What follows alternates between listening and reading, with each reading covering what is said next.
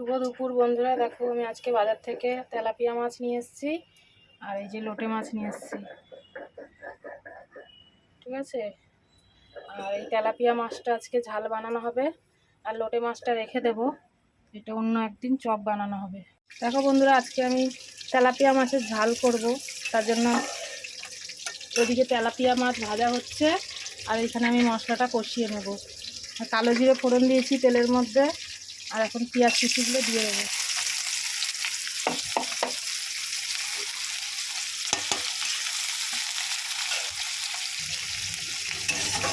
পেঁয়াজটা লাল করে ভেজে নেবো বন্ধুরা, তারপর আবার ফিরে আসছি। তেলটা একটু কম দিয়েছি, কেন ওই যে মাছ ভাজার এখানেও তেলগুলো রয়েছে, এগুলো তার ফেলে দেবো না, মাছ ভাজার তেলগুলো পরে এই মশলার মধ্যেই মিশিয়ে দেবো,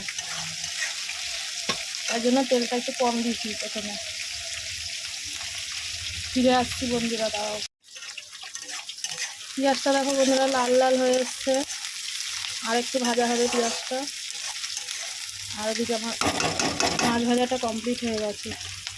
ফোনটা না রাখলে এগুলো নামাতে অসুবিধা হচ্ছে বন্ধুরা, আমি পরে আসছি ফিরে। মাছ ভাজার তেলটা আমি দিয়ে দিয়েছি এর মধ্যে, দেখো।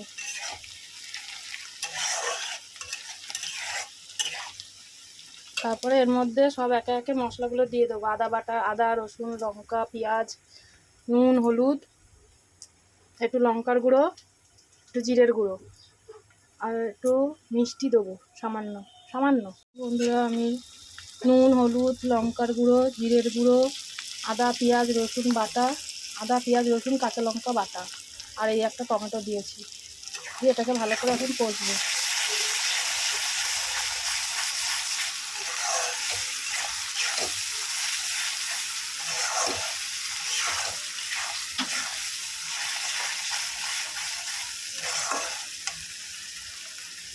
দেখো বন্ধুরা, আমি দুটো বাতাসা দিয়েছি।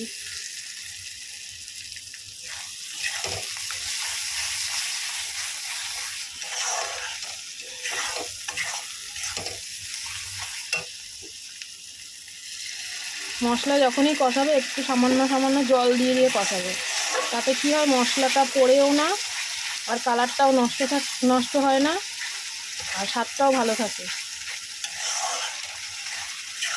আর মশলা যত কষাবে তত বেশি স্বাদ হবে তরকারি।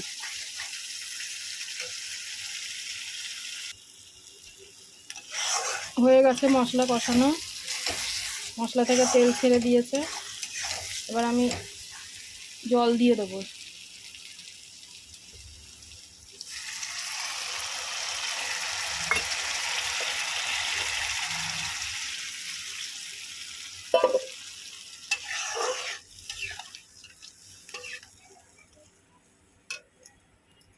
ফুটে গেলে মাছগুলো দেব, ঢাকা দিয়ে দিই।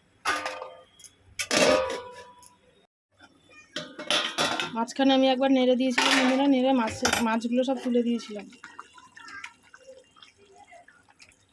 হয়ে গেছে আমার তেলাপিয়া মাছের ঝাল।